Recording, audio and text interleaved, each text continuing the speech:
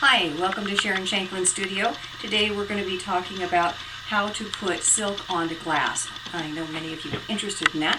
And this process, I learned it from Suzy in Seahorse Studios, and she said I could share it with you. So here's a few examples of silk on glass that I've made. The silk is applied to the back of the glass with varnish. So that's a platter. This is the first platter that I made, and I made some little glass pieces and covered them with silk as an accent, so this could be used as a candle tray. Here's another little example, a little peacock plate. And then here are some votives. Now the votives, this has the silk applied to the outside of the glass rather than the inside of the glass. Here's what I'm matching goldfish as votives. Today I'm going to be showing you an example using the tulip painting, and here is a partially finished one, so I'll be talking to you about how to finish the edges on this. And we'll be talking about, I'll show you exactly how I put that on there. Now another project I'm working on that we'll make in another video is I'm working on attaching silk right to the back of glass to frame it. And so I'll let you know how that works. So what I did is I started with, this was actually a silk scarf, but it got a little tear in the side of it, so we decided to cut it up and use it on silk on glass. So the first thing that I did was I took my glass plate. A few things to note about your glass and preparing it for putting silk on it is it has to be perfectly clean. The first thing that I do is I use an adhesive remover. This is called Detach All. You can get this online. And it's a latex-free adhesive remover. I use that to take off my labels. The next thing I do is I wash the dishes in the dishwasher, and after that I don't handle them with bare hands as to not get any oils from my hands on the glass. So my silk, when I was finished with the steaming process, I went ahead and ironed it onto a piece of freezer paper, and then I applied the metallic resist. I like doing it that way because then you can apply the resist quite lightly rather than if it was suspended on a frame. I then put my plate on top of my the silk that I'm going to use and measure it, and I've gone ahead and I wrapped it around the edge of the silk, and I cut it right to about the very edge. So the silk is actually cut, if I just hold it up, it would be exactly the right size. Now the silk's going to stretch a little bit when you apply it. So the first thing I'm going to do is finish preparing this silk. I'm going to take it off of the freezer paper. And then, since this was a scarf, it still has the seams on the edge. So I'm going to tear those seams off. So I'm just going to make a little snip here, very close to the edge of the seam.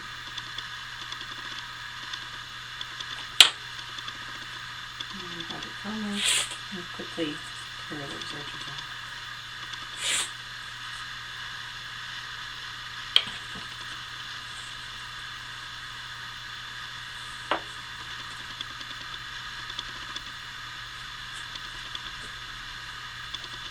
If you have a few little strays here, that's fine. I just don't want them stuck inside of underneath the silk when I'm mounting on the glass.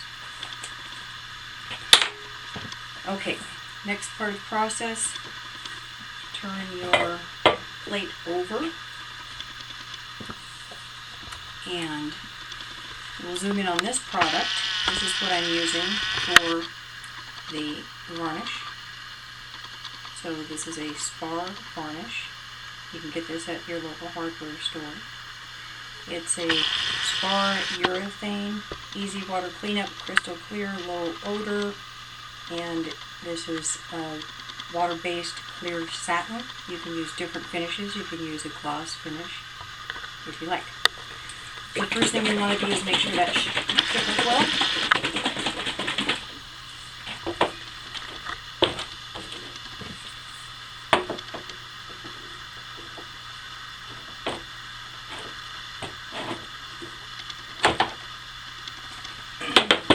Whenever I work with this bar varnish, I always use latex gloves because if it gets on your hands, it will be there for a couple of days. So I don't like trying to get that off my hands. Now, I was using this in a project yesterday. I always put my paintbrush in a plastic bag and wrap it with a rubber band in between uses because it'll dry out quite quickly. So the first thing I'm going to do is I'm going to cover the glass with the varnish. It's a nice even coat. What this does is this puts a nice coat of varnish under the silk so that the silk gets totally saturated with the varnish. And thanks to Mo Anderson up in Victoria, BC, for coming up with this idea.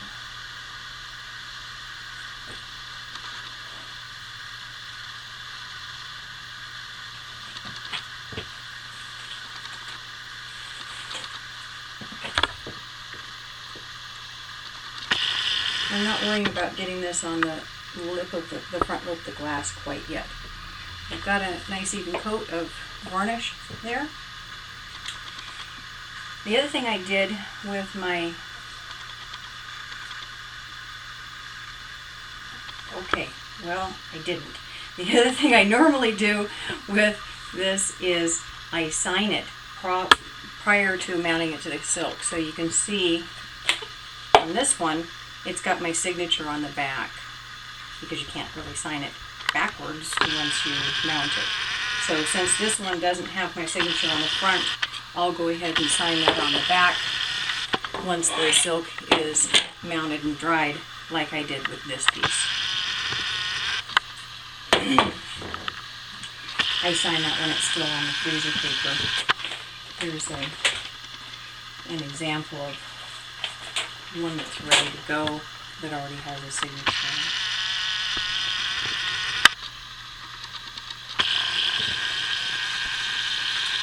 So we don't have a whole lot of time for our video here, so I'm going to try to do this as quickly as possible. So it's important to make sure that the face of the silk is facing the glass, unless you're doing it on the outside of the glass, and then the face of the silk needs to be facing outward. But if you're going to be looking through the glass, the face of the silk needs to be facing outward, and your signature should be right here so that you can see it through the glass. Okay, so I'm just going to lay that on the top of the plate and start pressing that down and centering it. It's pretty easy to move that glass or that silk around on the glass because we've already got varnish on it.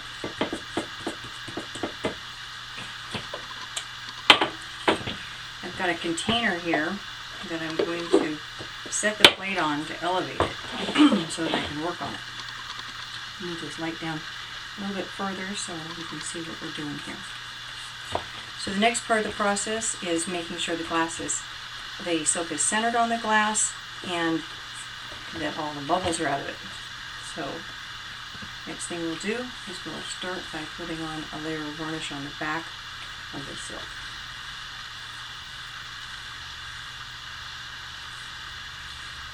Okay, so apparently we aren't going to have enough time to do this whole video in one shot, so we'll have to make a second video.